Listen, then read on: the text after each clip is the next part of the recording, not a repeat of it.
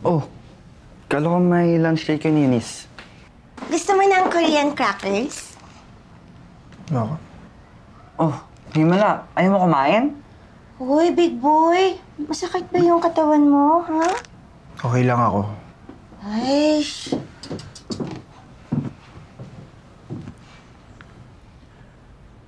May na-realize ako.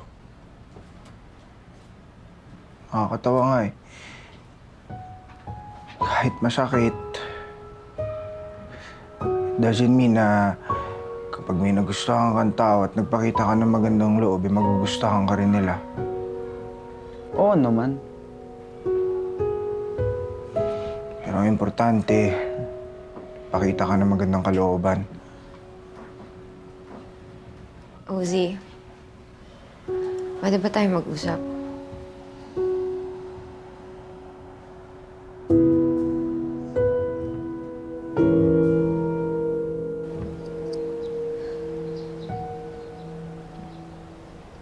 Ozzy, galit ka ba sa akin?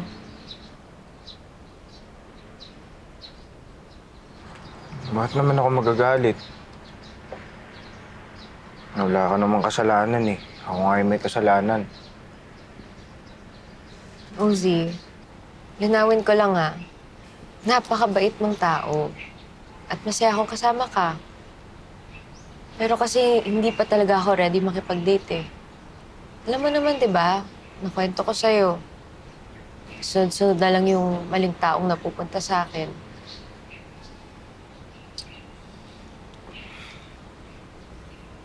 Pero ayaw mo ba sumubok? Baka naman ako na yung tamang tao para sa'yo. Siguro. Baka. Pwede. Pero kasi, Ozzy, hindi pa talaga ako ready ngayon. And I meant what I said. Magiging swerte talaga yung magiging girlfriend mo. Pero, that doesn't mean ako yun. Pero ikaw yung gusto ko, Eunice. Bakit di mo ko bigyan ng chance? Baka naman, subok lang. Ozzy, di ba mas masarap magmahal kung parehas kayong nagmamahalan? Di ba mas masaya kung parehas kayong nararamdaman?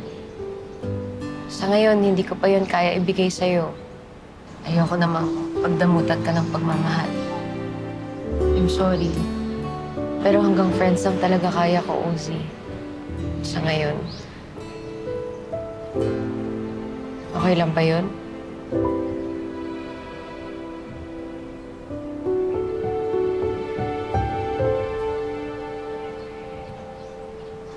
Okay.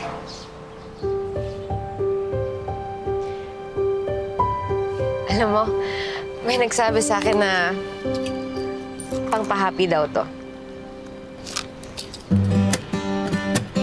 Tignan mo, tumawa ka kagad. Oh, ikaw muna. Friend. Oh, cheers.